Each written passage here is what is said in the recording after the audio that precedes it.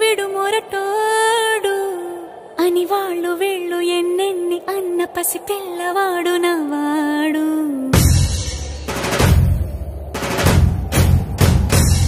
విడు ముండోడు అని ఊరు వాడ అనుకున్న గాని మహారాజు నాకు నవ్వాడు.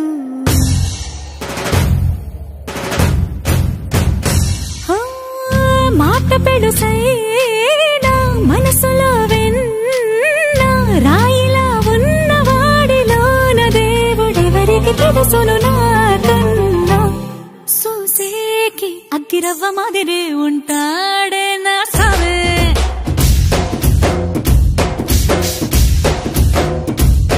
మెత్తాని పత్తి పువ్వుల మరేసంటాడే నా సావే.